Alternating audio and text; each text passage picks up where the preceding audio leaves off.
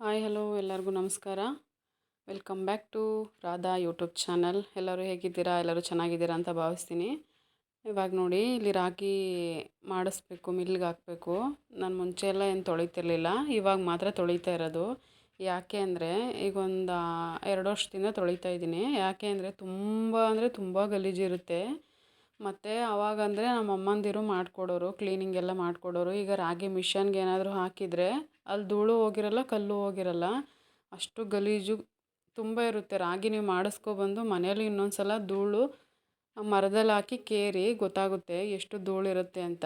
ಹಾಗಾಗಿ ಯಾಕೆ ಅಂದರೆ ಫಸ್ಟೆಲ್ಲ ಕಲ್ಲಲ್ಲಿ ಎತ್ತುಗಳನ್ನ ಕಟ್ಕೊಂಡು ರಾಗಿನ ಬಡಿಯೋರು. ಇವಾಗ ಏನು ಮಾಡ್ತಾರೆ ಅಂದರೆ ಟ್ಯಾಕ್ಟ್ರುಗಳಿಗೆ ರೋಡಿಗೆ ಹಾಕ್ಬಿಟ್ಟು ರಾಗಿನ ಬಡಿತಾರೆ.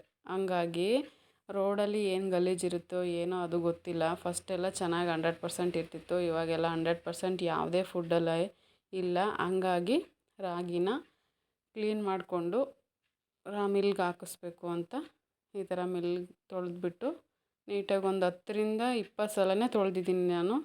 ತೊಳೆದ್ಬಿಟ್ಟು ನೀಟಾಗಿ ಒಣಗಿಸ್ಬಿಟ್ಟು ಇದಕ್ಕೆ 1 kg ಮೆಂತ್ಯ ಹಾಕಿ ಮಿಷನ್ನಿಗೆ ಕೊಡ್ತೀನಿ. ಮೆಹಂದಿ ಹಚ್ಕೊಂಡಿದ್ದೀನಿ ಬಾಡಿ ಕೂಲ್ ಆಗಲಿ ಅಂತ. ಇಷ್ಟೇ ಇವತ್ತಿನ ಇನ್ಫಾರ್ಮೇಷನ್ ವಿಡಿಯೋ. ಇಷ್ಟ ಆದರೆ ಲೈಕ್ ಮಾಡಿ, ಫಾಲೋ ಮಾಡಿ, ಶೇರ್ ಮಾಡಿ, ಸಬ್ಸ್ಕ್ರೈಬ್ ಆಗಿ ಫ್ರೆಂಡ್ಸ್. ಎಷ್ಟು ಅದು ತೊಳಿತಾ ಇದ್ದರೆ ಬರ್ತಾನೆ ಇರುತ್ತೆ. 10 ಅಲ್ಲ 20 ಸಲ ತೊಳಿತಾ ಇರಿ ನೀವು, ಅದು ಬರ್ತಾನೆ ಇರುತ್ತೆ.